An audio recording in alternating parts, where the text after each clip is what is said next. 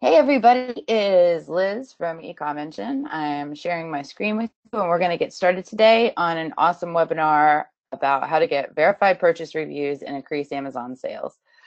I'm here with Shannon Roddy of Marketplace Seller Courses, a friend of ours and an awesome guy, and we're going to talk about all that stuff, how Feedback 5 can help you. And I think we're going to just go ahead and get started now. So welcome. If you have questions, please pop them into the questions section of GoToWebinar.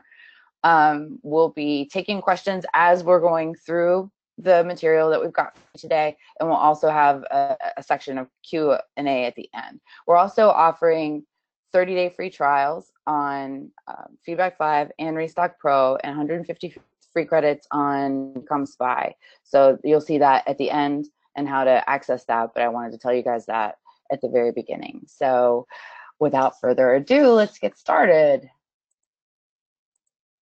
So I'm Liz Fickenshire. I'm the industry liaison at eComEngine, which means that I work with sellers, I work with industry partners, and I talk to a lot of people and try to figure out what you guys need to be successful on Amazon Marketplace.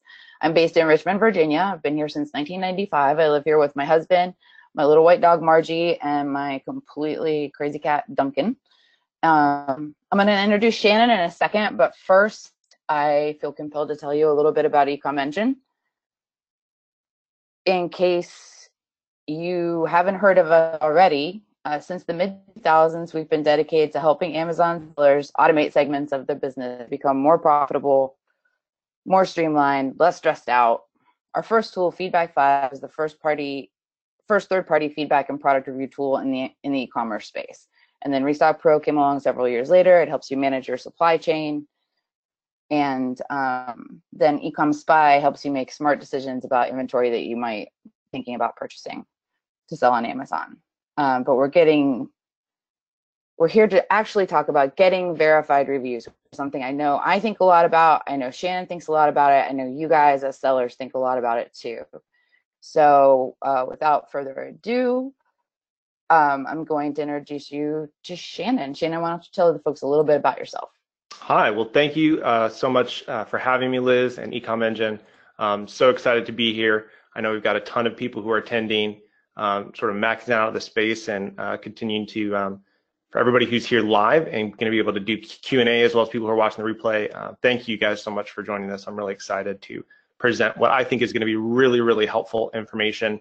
I've been doing e-commerce and specifically Amazon consulting for over 6 years, and the founder of Marketplace Seller Courses, which are online courses, resources, and tools designed to help sellers and brand owners start and grow their business on Amazon, and have the pleasure of either launching or optimizing and working with over 75 brands on Amazon. And that includes private labels, manufacturers, and authorized resellers. So ton of information that you are getting, learning from not one company who has a story to tell, but 50 stories and experiences, and I'm really excited to dive in and share all that information with you guys.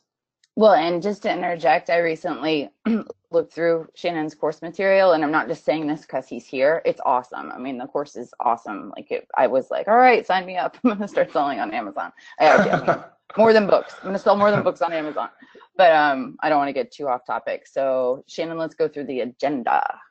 Yeah, so here's kind of the roadmap. That's why we have a road. This is where we're going. I want to cover everything, right? So even if you're an advanced seller, I want to go through all the different steps. The first is really the why. Why should we send feedback emails? Why is that important? Why is that vital to the business? What is the difference that it makes to get those verified purchase reviews? I'm going to talk a little bit about the emails themselves, some best practices, some tips, some things that I've learned over the years working with different companies. We're going to talk about some policy violations or policies that Amazon has in place regarding feedback, and make sure that everybody keeps in line with that, because our goal obviously is to keep everybody's account safe and healthy and thriving. Also talk about the use of discounts and what that looks like and how that affects your reviews. And then we'll dive in and actually cover some specifics in terms of Feedback 5. Liz will talk a little bit about that, and then I will talk a little bit about Marketplace Seller Courses, just to give you guys an insight and overview of what we do, as well as some exciting opportunities and some special sneak peeks that are available only to this audience, actually. So yeah, let's go ahead and get started.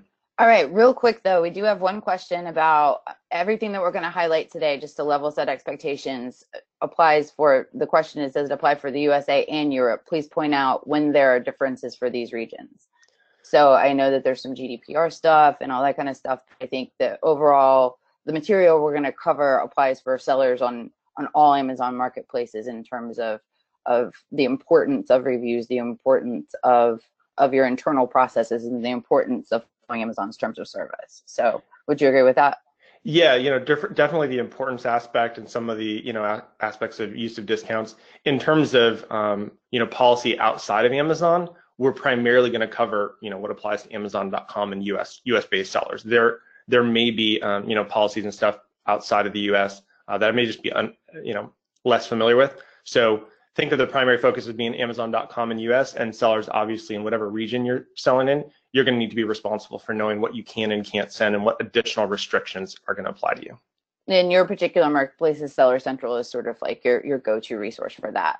And just so you guys know, a recording of this webinar will be sent to you with all these visuals later today. So you're here, and I appreciate you being here, but I encourage you to stick around, but you will get the recording too.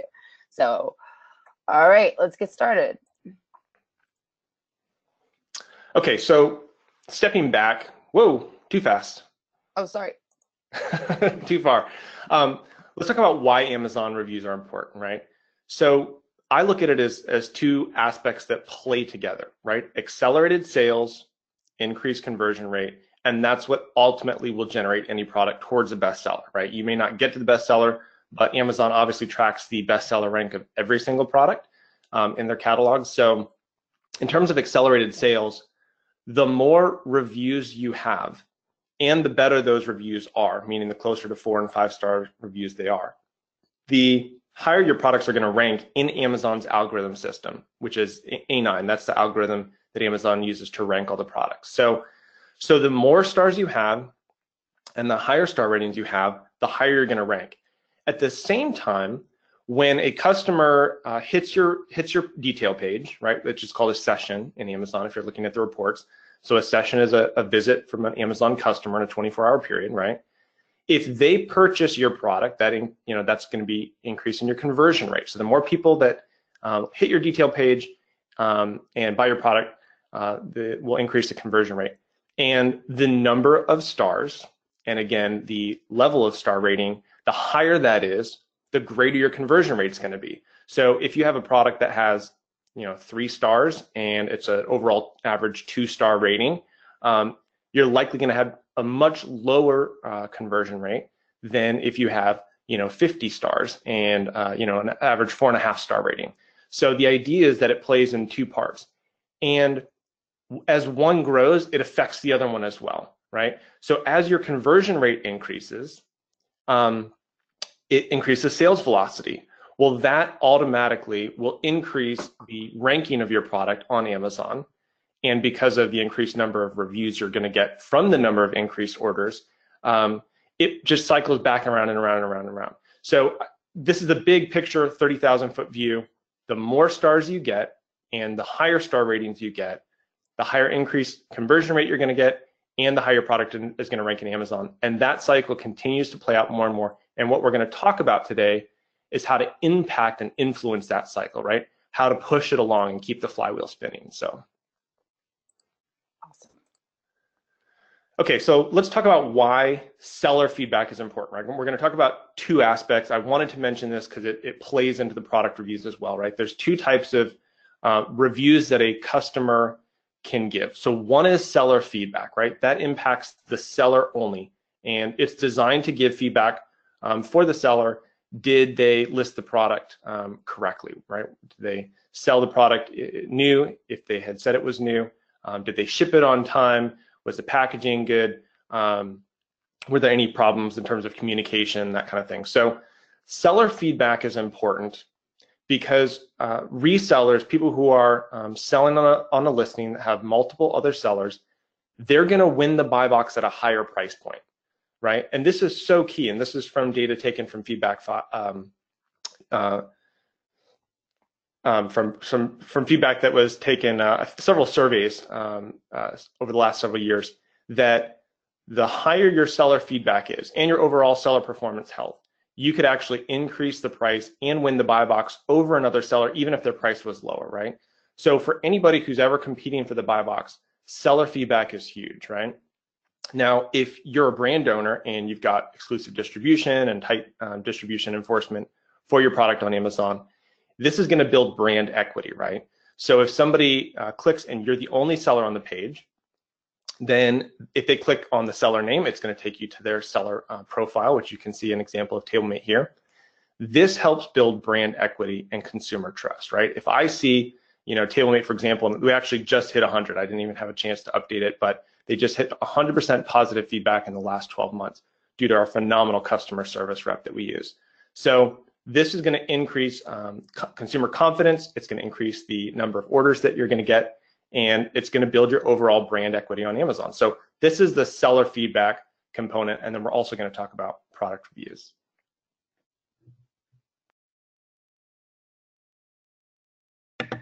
Okay, so I want to talk real quick about why we should send emails, right? So the first is increase positive seller feedback and product reviews, right? The more emails that you send, and we'll talk about the best practices, we'll dive into that, but the more emails that you send and doing it correctly, you're going to increase that positive seller feedback, as you just saw the example from TableMate, and you're also going to increase positive product reviews. But it also does something else, right? That email becomes a customer touch point that the customer will oftentimes reply to that email if they have an issue with the product or their order. And we found so many cases where, if you look at our messages in, TableMate is a great example. If you look at the messages, there's so many emails that we get from consumers who are replying to that first Feedback 5 automated email, right? And it may not even be that they opened it when they first got it. It may that it be, it went into their inbox and then they archived it, or it went back, page 2 or 3. But if they had an issue with their product, maybe 2 or 3 weeks later, they'll go back to that email as a touch point and go, hey, I remember I got an email from this company regarding this product, and they'll reply to that. And what that does is it gives us the ability to fix their issue, to solve the problem. Maybe they had a faulty product, maybe the product was damaged in shipping, and we get to correct that issue before they just leave negative seller feedback and negative product reviews. So you have to think of it on both sides, that the goal of the emails is to increase positive seller feedback and product reviews, and at the same time decrease negative seller feedback and negative product reviews. Is that making sense so far? Makes sense to me. Awesome. All right. So I want to talk about the first email, okay? So this is an example of one that we send out for TableMate. So we're basically going to break this down into 2 sort of categories, right? The first category is what I would call a product that is an innovative product or requires assembly. So in this case, TableMate has a little bit of minor assembly. So what we've done is we've sent that first email out, and you can see that there's a hyperlink there with included assembly instructions, right? Even though there's instructions in the box, people may miss them, they don't see it. That email, again, is a customer touch point. They can contact us if they have any questions or any issues, and it also invites them to leave seller feedback. If it's an innovative product, meaning it's not something people typically use, maybe it's just not as intuitive as a normal product that you would, might use every day, that's even more important to send that first email, typically when the product is out for delivery or day of delivery. And the reason is because people are going to try it, and if they immediately don't get it, they don't like it, it doesn't make sense, they're going to start a return order, maybe an A to Z claim if they're really feisty, or they're just going to contact you and start a return, right? It's like give negative seller feedback, they're not happy with it. It's so important to provide the information they need to use the product correctly with that first email. Now, if it's a regular product or a normal use item, a t-shirt, for example, you don't really need any special instructions typically. There might be some wash instructions, but again, those are going to be pretty standard. It's hard for somebody to use a t-shirt wrong. So in those cases, we typically recommend sending it a day after delivery, give them a chance to take it and use it and try it. And if you are already an established seller, and this is really important, if you're already an established seller and you don't need the seller feedback as much, it's not as important to you as those product reviews, you might be able to skip this first email. And I'll talk about what that looks like in terms of the second email. But if it's a regular product, you can send an email asking for seller feedback, making sure they received it on time, making sure it was in good condition. We've gotten everything from, it never got delivered, it was lost by the carrier, and all those things are things that we can dive in and help solve. But in some cases, it may not be necessary. The bulk of the orders that you do don't have any issues in terms of using them, and you're already established with seller feedback and you're really looking on focusing on product reviews. So in those cases, we're gonna focus on the second email more. So for everybody else, you can focus on both of them, but let's go ahead and look at that second email. And actually, I think we've got a couple more. I think we have a couple more notes in terms of the first email, but let's go to that next slide. Okay, so this is in terms of that first email, or really both of the emails. The two most important parts, and I think if you go through, we got these graphics, these phenomenal graphics that Liz did an awesome job putting together, right? So that's my favorite part. So the two most important things about any email that you send are open rate and click-through rate. And I remember when I first talked to Liz and her team about this, I basically made the comment, I said, you're not in the feedback email business or email feedback business. I said, you're in the subject line business, right? Because the most important thing, it doesn't matter what's inside the email if people don't open it. And so that's where we saw some really cool changes that they've made. You can see in your campaigns now that it has an open rate percentage right next to every single campaign, so you can gauge that very quickly. And the two most important things that increase your open rate are the subject line and then the day of the week or the time of day. And Feedback 5 allows you to modify both of those, which is really, really unique. And we can try different subject lines. So there's also the ability to A/B test, which we'll talk about in a minute. But subject line is the most important thing.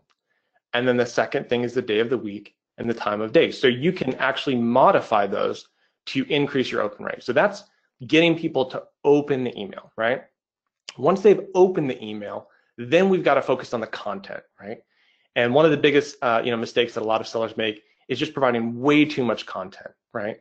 People are super busy, and the number one thing that we see is sellers asking for way too many things, like, hey, we'd like seller feedback, and if you have an issue, contact us, and can you give us a product review, and here's some assembly instructions, like total overload. So we want to step pretty, I've seen some really, really involved emails. You don't want to have more than one call to action.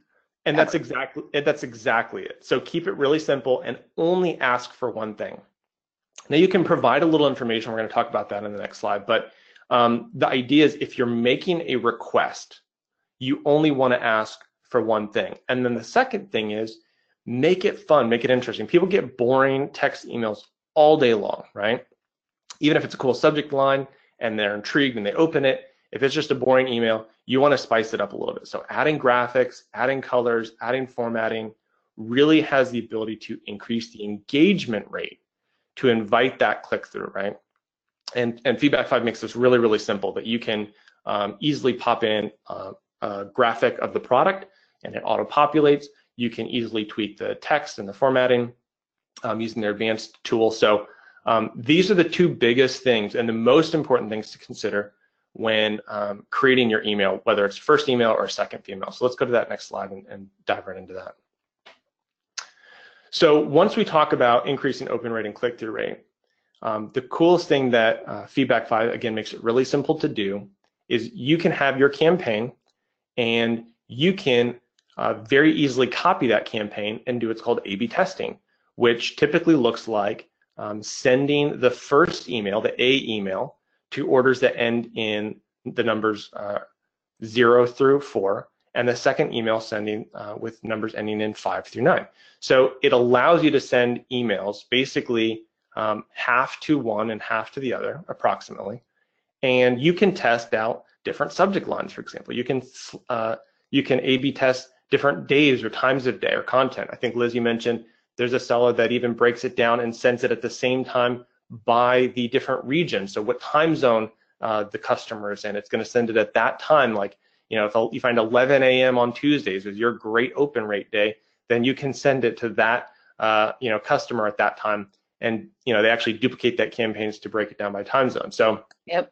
it depends on how engaged you want to be, how much time you want to spend, but knowing the importance of this, it's definitely at least at the very minimum testing your subject line. Once you get a good subject line, you can then A/B test different days or times of the week. I wouldn't recommend trying to do more than one thing at a time, but start with a subject line and then do days and times. And once you get that open rate really high, then you can A/B test content to look at how many product reviews am I getting for every 100 emails or so that I'm sending, how much seller feedback am I getting, and that's going to be a good gauge of how engaging your content is and the calls to action and making it really simple for customers.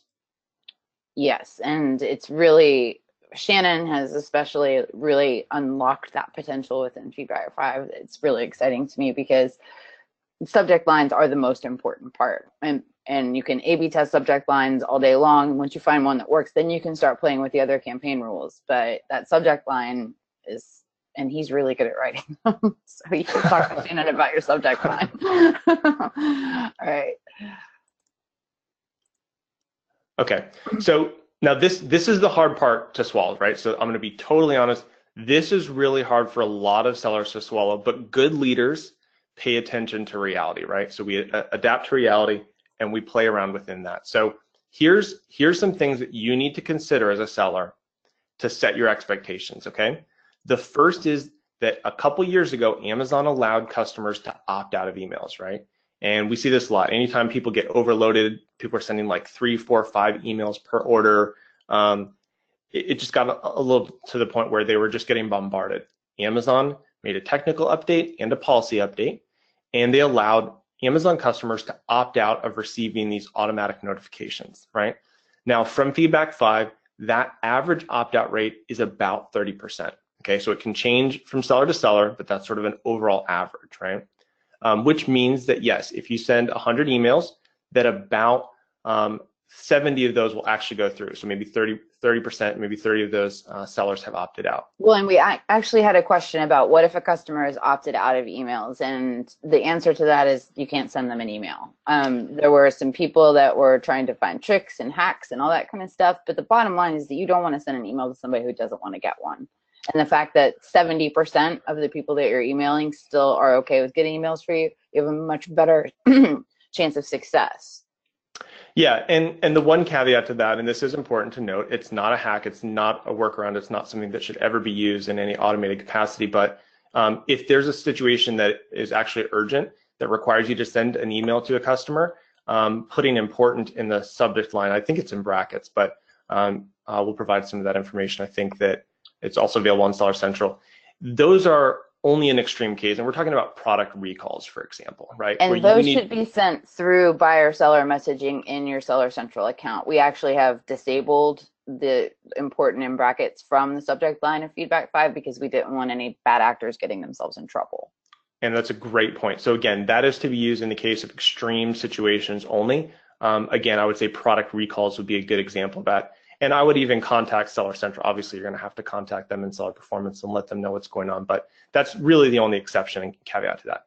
Okay, let's talk about open rate. So average open rate in Feedback 5, and this is really amazing, is 25%. And I think that the reason this is so high is because of the services that they provide that help you with your subject line.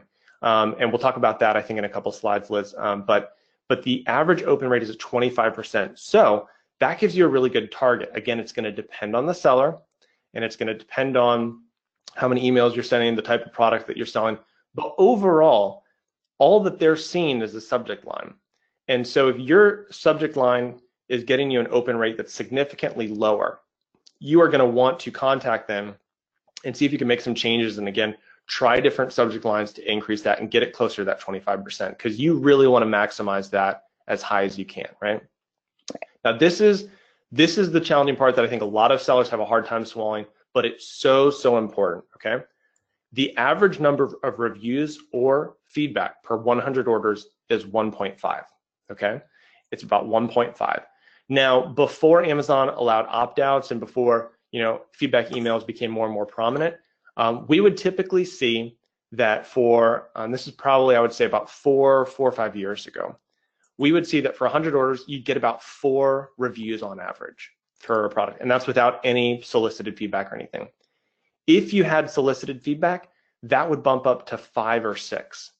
And I think this is the challenging part that a lot of sellers don't get is, well, that's hardly making an impact. I'm only getting, an extra 1 or 2 reviews for those 100 emails that I'm sending out. But again, I want to put this in context. If you're getting right now 1.5 reviews per 100 orders, and you're able to double that, then long term, you're going to double the number of product reviews that you have on Amazon, right? So I want you to think about it long term. If at the end of a year, you have 150 reviews, if you had used Feedback 5, you would have 300 reviews, okay? And you see how impactful that is. Again, remember, you go back to that accelerated feedback loop, where the more reviews you get, the higher your product ranks, the more people buy your products, the more email reviews you're sending, and so on and so forth. So you have to think of it strategically, and you have to think of it long term. And this is what I say, success is getting an extra 2 reviews per 100 orders, right? That's success for any seller across the board. And I think that's a really good point, and that's a really good expectation to make, because you do hear people that say, I'm sending out 10 emails a day, or I'm sending out 100 emails a day, or I'm sending out 300 emails a day. And to have an expectation of a percentage, or just an expectation of per 100 orders, that helps level set for any level of seller what they can expect from an automated reputation management system. I did have a note, and we said we're going to talk about it on a couple slides, but I'm going to talk about it now. If you are sending emails and you are using Feedback 5, we do have a team of experts at eComEngine who can help you optimize your Feedback 5 account, play with subject lines. Colleen is with us today helping out. I wonder, Colleen, would you mind popping a link into the campaign health check guide into the chat and GoToWebinar? Sure. That page, folks, will give you a link to set up an appointment with one of our, what I call Feedback 5 doctors, or Feedback 5 professors, or gurus. But that's a good resource for you guys. So sorry to hijack you, Shannon, but no, get back on track. I've been doing this for 6 years, and I did that walkthrough and tutorial when I was onboarding some of my clients, and I found it extremely helpful. There was just some best practices, because again, if you think about it from an internal perspective, Feedback 5, they know what works. They know what subject lines convert the most, because they've got all the data, and they can help you do the same thing for your emails. So if you have anything less than, I would say, 18 or even 20, 23%, schedule that meeting, because it's going to be so helpful for you to get one-on-one to go through and make sure that you're getting the most of the service. The worst thing we can ever do is not take full advantage of everything that we're paying for and that's being offered. So the other thing that I was going to mention this is, with all the updates and changes that Amazon's made over the last couple of years in particular, what essentially we're seeing is Amazon's leveled the playing field. And so when Amazon first started allowing customers to opt out, one of the big things that we saw was a lot of clients going, hey, I'm getting all these opt-out emails. I don't think it's working. I'm just going to quit the service.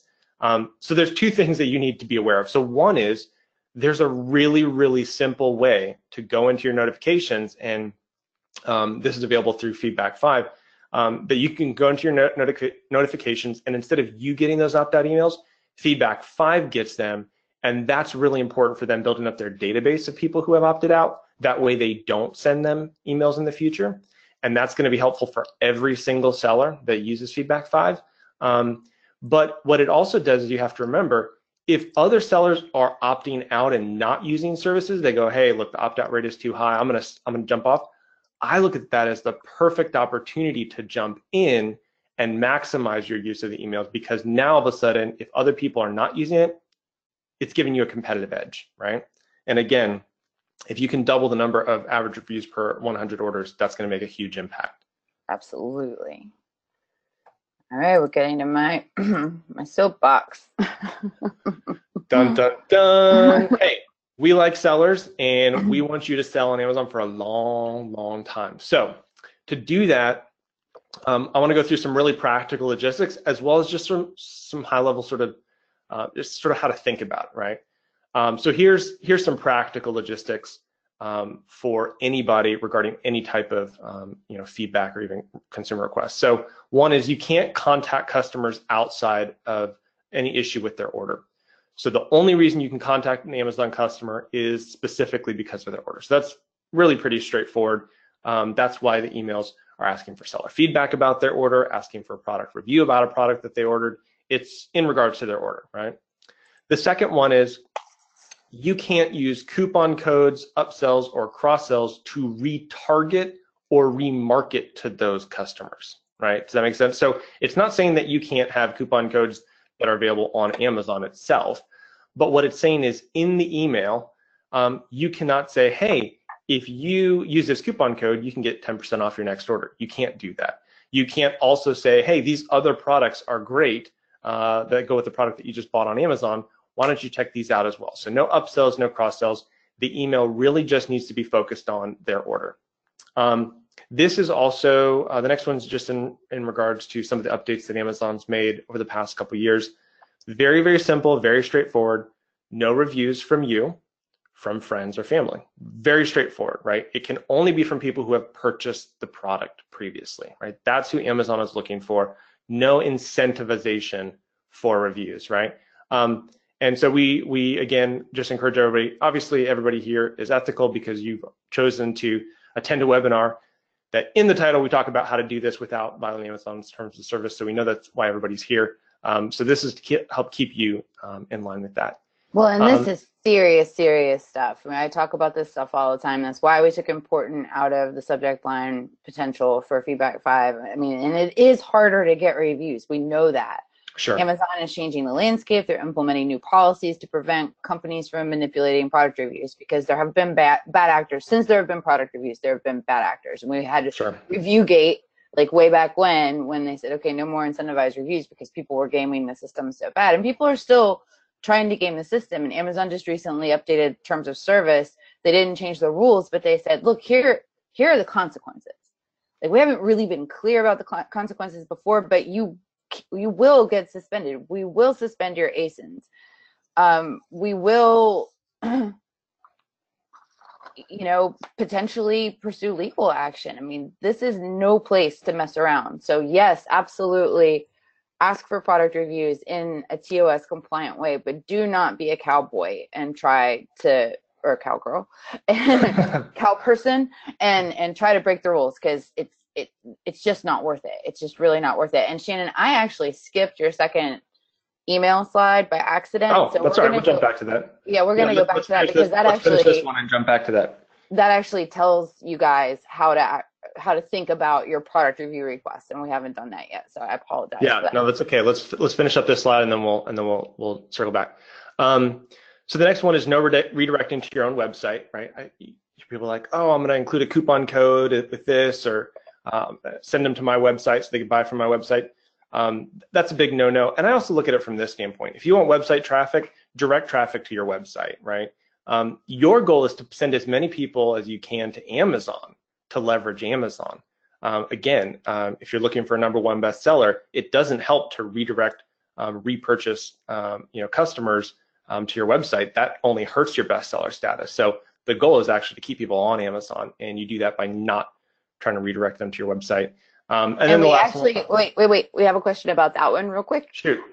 So someone asks, if our website link is in our company logo, when we put our logo in the email, is that considered redirecting to your website? Yes.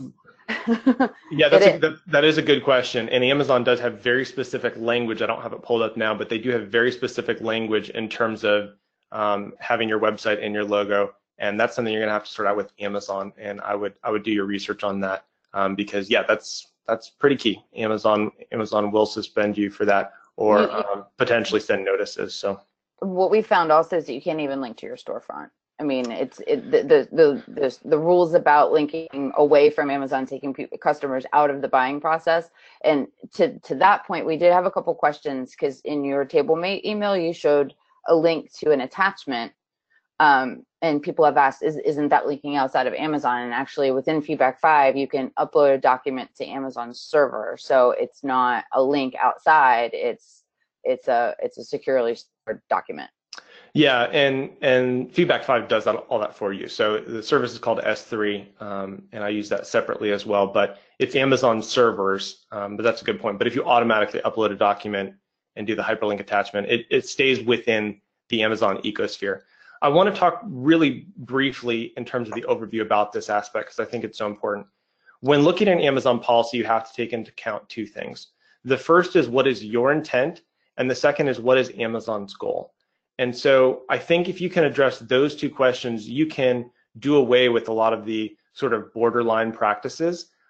If your intent is to abide by Amazon policy and to keep people on Amazon and to not redirect, not upsell, not cross-sell, not manipulate reviews, then you're doing a good job, right? The other thing is to consider is what is Amazon's goal, right? Amazon's goal is they want to keep people on Amazon. They don't want sellers to be their customers to be bombarded by emails, and they don't want people, getting phone calls or emails or other things outside trying to cross-sell or upsell or again take them off the Amazon platform. So that's their goal, and if you combine your intent with their goal, you're going to be okay. You do have to keep up to date with the policy in terms of the specifics, but I think those are the biggest things in terms of having an overall frame of mind or a mindset that's going to keep your account in good health, right? Does that make sense? So you have to look at your intent and Amazon's goal and put those together, and that's going to guide you 90% of the time. I agree with that. We're gonna pop back to this other slide? We are. We did have one question about can you, in your Feedback 5 email, can you thank a customer for their purchase and provide a discount code for future purpose? No. Unfortunately, no, you cannot. No. That's bullet point number 2. Can't do that. And before Amazon even, prohibited this, again, we would, you could link to your storefront on Amazon, even just sort of, from the logo or whatever. But Amazon, again, has made it very clear to put in the policy, then you got to jump on board, you got to make tweaks, and you got to abide by that. So again, they're considering that, trying to retarget customers to purchase more from your storefront.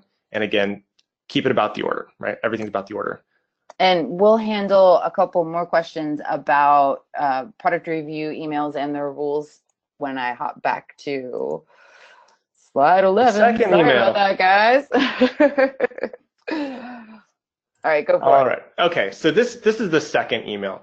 And sorry, guys, for having to do this in split, but I think it'll still make sense in context, right? So real quick, actually, let's go back real quick just to the slide before, just so we can look at the first email and then the second email in context. Okay, you got to go back one more. Haha. We skipped 2. Okay. How did that happen? So first email. This is talking about, again, when to send and whether or not you even need it, right? Okay, let's go to that next slide, and this is in regards to that first email as well. Start with value, okay? So again, with that first email, you want to start with value. It's called, the principle is called reciprocity, right? So if I do something for you, people are more likely to do something for me. I don't necessarily agree with that philosophy holistically. I think we should be altruistic and do things just because. That's just my take on it. But in an email, your goal is to start with value to at least get them to keep reading. And so again, if there's assembly instructions, if there's use instructions, and I'm going to talk about how to exactly do this in a second, how-to videos, attachments, ebooks, those things are really helpful to do upfront and then ask for seller feedback, right? So your goal is to provide the value and go, wow, they really gave me a lot of helpful information. Yeah, I don't mind taking 30 seconds and let them know like, hey, that video is helpful, or that attachment or ebook or instructions were helpful. Assembly and use instructions you can do as attachments. Like Liz mentioned, it's hosted on Amazon servers, so it's in line with TOS. And you can also do that with things like ebooks. Again, I would keep these focused on the product. And one of the ways that we see those used really well is a customer who has like a food product, for example, and here's some recipes of ways that you can use this product, right? Again, in that ebook or in that attachment, you're going to still abide by Amazon policy in terms of service. You're not going to try to redirect them to the website. The goal is just to provide value, right? Again, your intent, Amazon's goals. The second thing, and this is one of the coolest things that we discovered and use feedback emails for, is how-to videos. And I want to make sure that we talk about how to do this very clearly, because you have to keep in line with Amazon's TOS. Again, you can't redirect them outside of Amazon. The way you do this is there is a service called AMZ Product Videos, and what they can do is if you have a how-to video, for example, assembly, and this is an example called click belts that I'll talk about in a second. If you have a how-to video, you can pay them a small fee, and they will upload that video, and they will associate it with any ASINs that you designate. So in some case, you may have 5 ASINs that all use the same how-to video. So you can associate with multiple ASINs, and it shows up under the related video shorts. What's cool about that is that video gets its own ASIN, just like a product does. And if people land on that page on a desktop, the video auto plays, and if they land on their phone, they could just hit play and watch that video. So what we did for click belts, it's a really cool belt. It uses a Cobra buckle, but people were having a problem threading it. In fact, I was the consultant that onboarded them to Amazon, and I got a click belt, which was awesome. But I had trouble feeding it through. I had trouble threading it and figuring it out. So what we figured out was we were getting negative product reviews, negative seller feedback, return requests because people couldn't figure out how to use it. So what we did is we uploaded an AMZ product video to the detail page, and then we did this little screenshot with a play button, and we included that in the feedback email. And we said, hey, watch this 30-second video to see how to correctly thread your click belt. And all of a sudden, I mean, overnight, the amount of initial returns, negative seller feedback, and product reviews decreased, and people were happier with the product because they understood how to use it, right? So for innovative products, for products that require a little more complicated use or assembly instructions, I highly, highly recommend it. We've got some resources on our website that we could talk about later, but AMZ product videos, again, you do not want to link them out to YouTube or Vimeo or anything else. Keep them on Amazon. This is a great way to provide awesome value to Amazon customers for a little more complicated products. Well, Shannon, people have a lot of questions about the video. Can you reiterate how to do that? Is it a company? Is it a service? Yes, and you know what? Let's follow up with those at the end Okay. when I talk a little bit about marketplace seller courses, because it is very in depth. I don't have time to go into it, but yeah, that's great that people are excited about it because it makes a huge difference and impact on your business. Oh, sure. All right. And I think we've got the second email. Okay, so this is the second email, right? Now, again, if you got solid feedback for your seller account, you're doing great, you're not fighting for the buy box, people know how to use the product intuitively, they don't usually have an issue with that. You can either send a second email in addition to the first, or you can just send the second email, okay? And that's totally up to you as a seller. Test it out, see what works, and make the decision that's best for your business. So this is a company called Fruitless that I'm working with. Absolutely love the product. Oh my gosh. If you like, it's not even dried fruit, it's rehydrated fruit. So it's like super juicy, but it's in these sealed pouches and containers. My wife and I eat them all the time. They're amazing. But they would send this second email to get product reviews, right? And it's really, really simple. We're just asking them very simply. And again, you see that cool graphic and the link and everything. All that's auto-populated by Feedback 5. You don't have to hire a graphic designer or build any of that out yourself. It's auto-populated based on the product that they purchased. And here's when we recommend sending that second email. These are general ballpark. It's not specific. Again, sort of figure out what works best for your product. But seasonal, we've found like 7 days after delivered is a good time. Perishable, so again, that would be like a food product like this, 14 days after delivered. So we would send these 14 days after delivered. Soft goods, again, 14 days after delivered. And then hard goods, 21 days after delivered.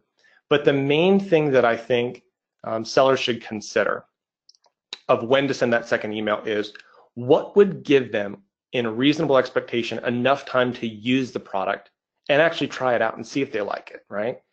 If it's a t-shirt, you could probably send that email 3 days after it's been delivered and ask for a review, because really they pull it out. Do they like the color? Does it fit? Is the graphic as funny as they thought it was going to be in person? That's it. There's not really anything else to test.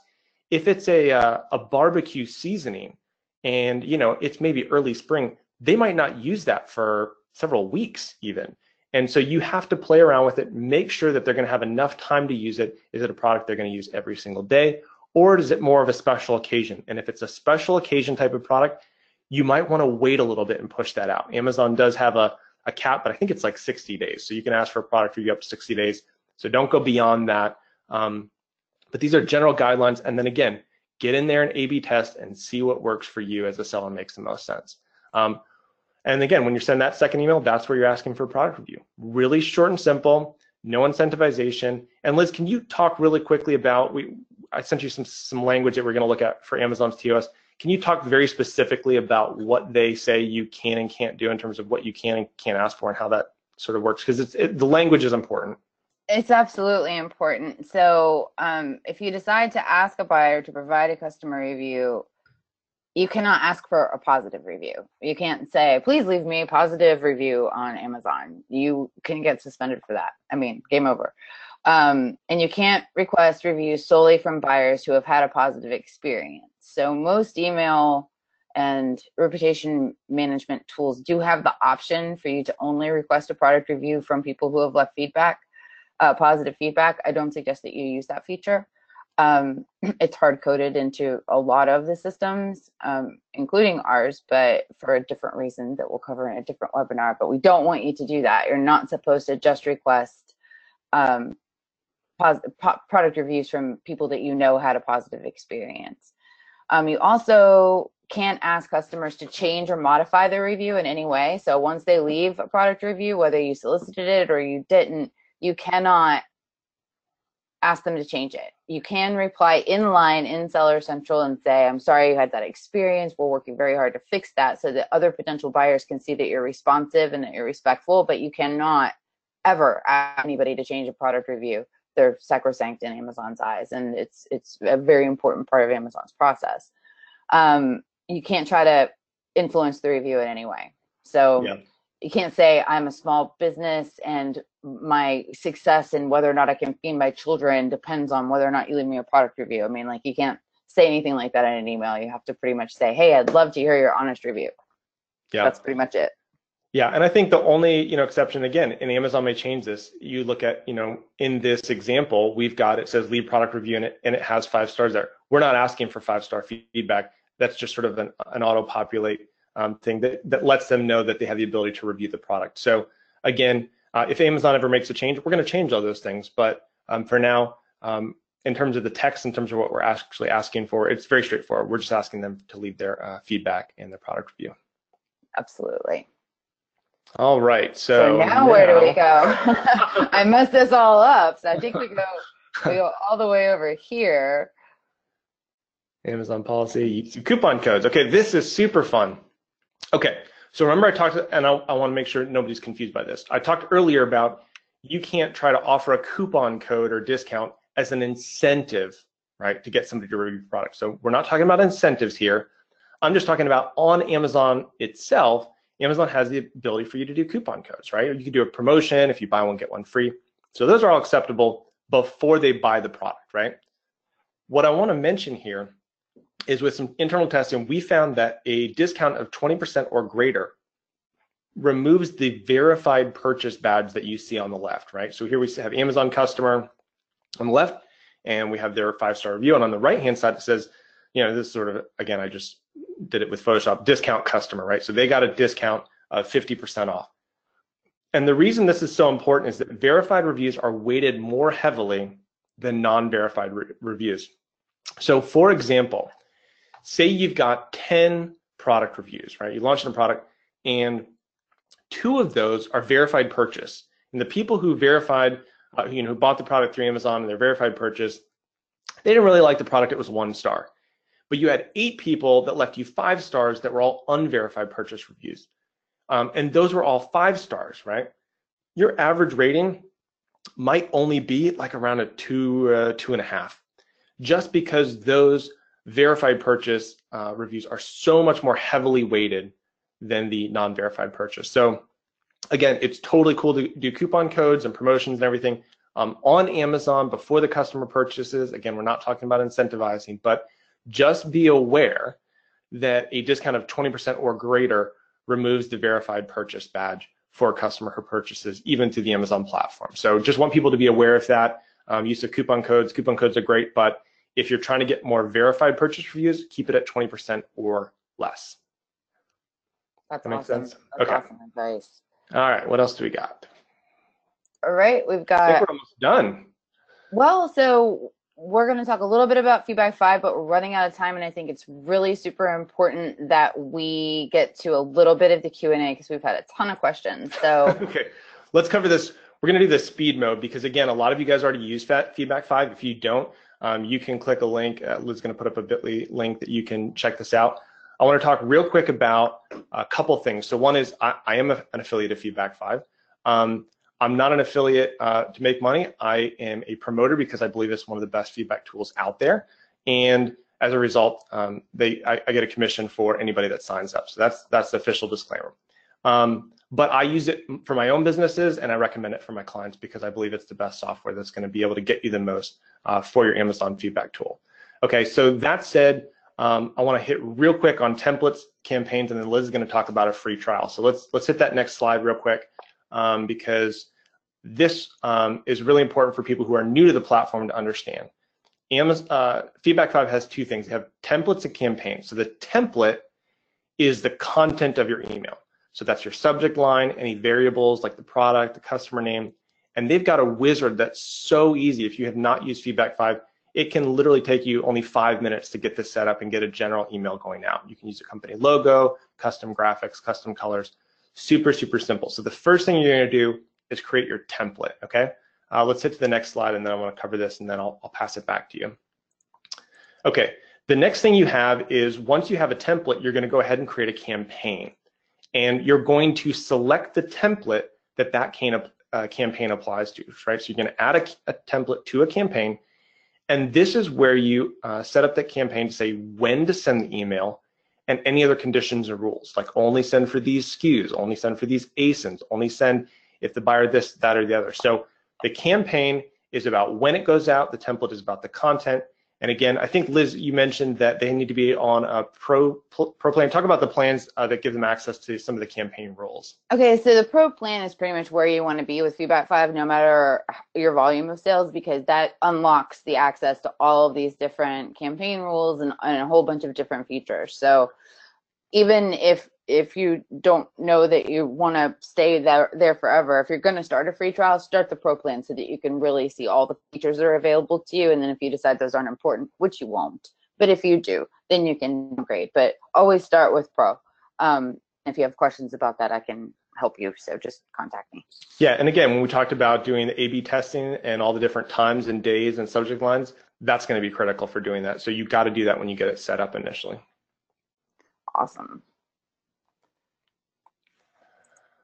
All right. Coming to the So end. Take it away, Liz. Bit.ly here, and we did Bit.lys because the links are super, super long, and I'm going to include the Bit.lys for free trials in the email that all of you are going to get for attending today. You're going to get a recording of the video. You're going to get all the information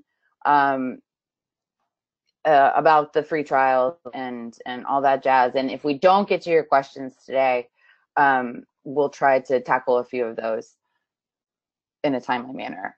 So I want Shannon to say a little bit about Marketplace Seller Courses before we run out of time, because like I said, I went through this program last week and I was blown away. And I'm not just saying that. I mean, I really, really mean it. Guys, it's really good information. So Shannon, why don't you tell us a little bit about that? Yeah, awesome. So real quick to give a background, I spent 6 years doing consulting, but I spent 3.5 years developing what I believe is the best online course for Amazon. And I'm not just saying that. I want you to test it out for yourself, but we really delve in and talk about everything that you need to be successful, right? It's not everything you need to know about Amazon, because that would be a 1,000-hour course, but it's everything you need to be successful in terms of the essentials. And so we cover everything from Amazon strategy, listing optimization, how to do an effective product launch, seller resources, tools and resources, and one of the coolest features that I believe it has is a Q&A section right inside the course. So if you're watching a lesson, you have a question, you can ask it right in the course and you'll get an answer, typically within 24 hours. So that's really, really key because, again, as we see right on this webinar, people are going to have questions, right? And you need a place where you can get your questions answered. So when you look at that opportunity, you know, Feedback 5 and some of the tools that eComEngine has, that is one small component of the overall success package that it requires to really, you know, build A+ listings and really knock it out of the park. So if you're interested, I think we've got, is it on the next slide? I wanted to mention, we have a sort of an internal launch webinar that we're doing tomorrow. If you happen to be available and want to jump on this, I'm going to be sharing 3 secrets that I believe are critical for any brand owner's long-term success to successfully launch and or grow an Amazon business if you're already selling. And all you got to do is go to marketplacesellercourses.com/start to go ahead and sign up for that webinar. Again, that's going to be tomorrow at 2 p.m. This is an internal launch, so this is not available anywhere on the website. It's not on social media. We're doing it to our own email list and eComEngine users who are on this webinar only. So don't share that this is exclusive for you guys. And we'll be putting together a bigger webinar for eComEngine if you don't have a chance to attend that. But I want to make sure that people are aware of this. If you're ready to take your Amazon business to the next level, this is a great opportunity to get started and do that. Yeah, and I encourage you guys to get to know Shannon better and to get to know his material better, because I think it's beneficial to sellers of any level. And that's my ringing endorsement for my friend Shannon Roddy. So let's dive into questions in these last couple of minutes we have. I really appreciate how engaged all you guys have been. This is super. So I'm just going to kind of go through the list because it's been kind of coming willy-nilly.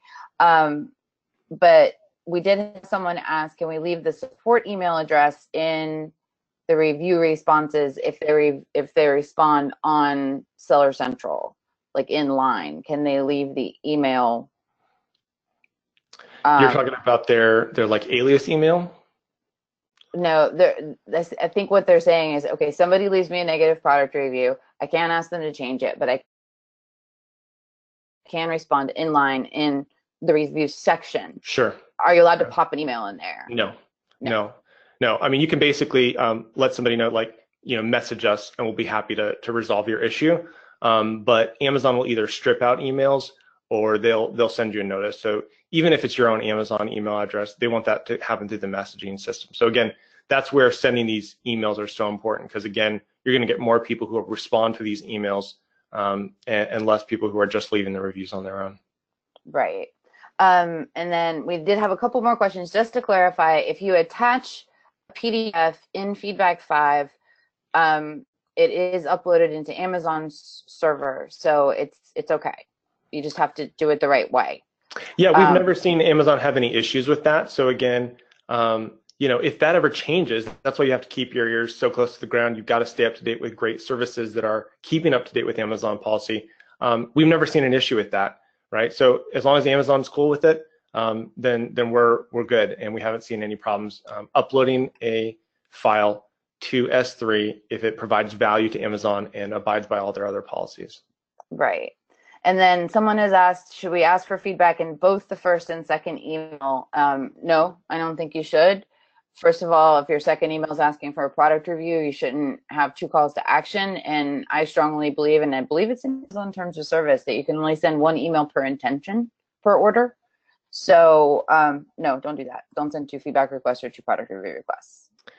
Yeah, this is the specific language. It says you are allowed to send 1 email per order to request a customer review.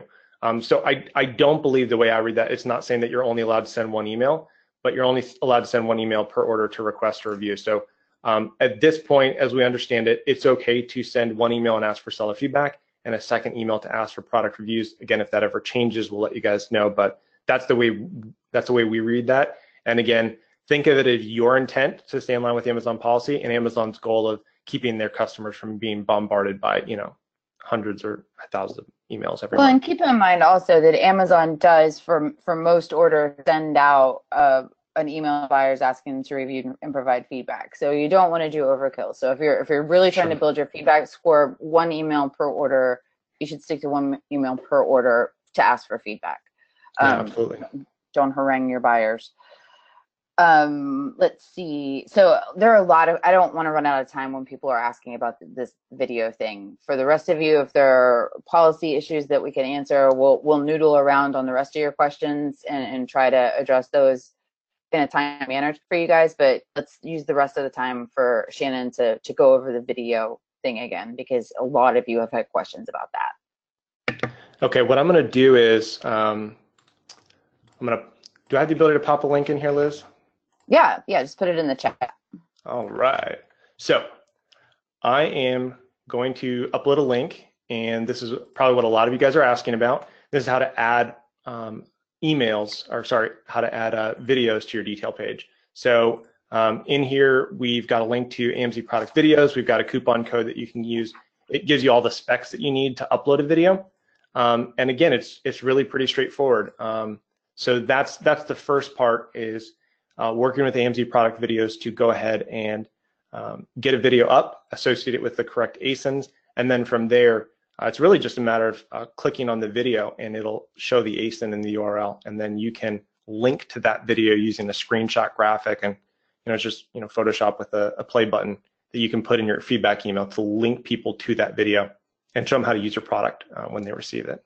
Okay, and then there's one other, we've got a bunch of questions about the 20% threshold for verified reviews. Does that apply to lightning deals? It's a good question. I don't know. I haven't tested it with lightning deals. Okay. But that's probably going to be something that, the lightning deal is probably going to be worth it anyways.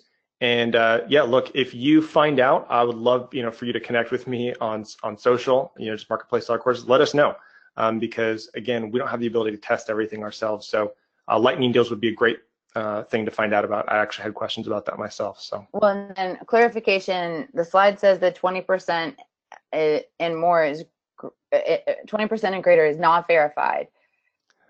But so is 20% threshold? Is 21% the threshold? Or I think it was greater than 20%. We saw that you're okay at 20%. You can offer 20% discount and be okay and get a verified purchase. Again, test it out. If you see reviews coming in for products that you had a coupon code at 20% and it's not verified, Amazon can and will change anything and everything on a daily basis. So it's not like we're not keeping up.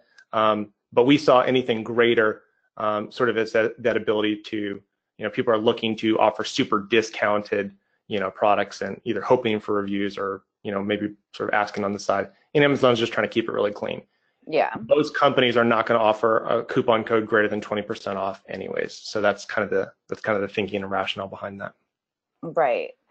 Somebody also said, and we'll wrap up in just a minute, I asked Seller Central 3 times whether or not I could send coupon codes to repeat customers, and they said, go ahead, but you say this is TOS. Could you shed light on this? I think, and correct me if I'm wrong, I think coupon codes that could be construed as manipulation, like if you do this, then you get this, then that's what's against TOS. If you've got some agreement with Seller Central, that's different than your reputation management automation, right? Yeah, and again, it's tough because Amazon doesn't even get it right all the time, right? We know that you can find different Seller Central articles that completely negate each other. So again, if you want to contact Amazon Seller Central and get a approval or permission and try something, I would just make sure that you go through the policies and look for that language. And I can look for that as well and see if you want to connect with me on Facebook, on Marketplace Seller Courses, and provide you the language that I've found. And again, it might be updated or changed, but where we saw very specifically, Amazon's goal is for you to not retarget those customers. I can say this, that if you're trying to get repeat customers for a reasonable product, then initiate FBA subscribe and save, right? That's the best way to do it because that's exactly what it is. It lets customers know that they can sign up and get that product on a recurring basis for a discount. So I would definitely recommend FBA subscribe and save, but I will also sort of revisit the terms of service. Again, they're changing all the time. So yeah, and in the follow-up email, I'm going to send the link to the feedback request TOS and the review request TOS for you guys to have for easy reference. But I do really helpful. Recommend that you talk to Shannon. We are 3 minutes over, but I really appreciate everybody joining today. Shannon, thank you so much. I'm sorry I messed up our slides, but I think it went okay anyway. Yeah, we rebounded. We're good. So again, you guys that joined us today, look out for an email a little later this afternoon with the recording. And if you have any questions, contact me, contact Shannon. Let's get a conversation going. Yeah, awesome. Shannon, thanks so much, guys. Much. Yeah, thanks, Liz. Thanks. Bye, Bye. guys.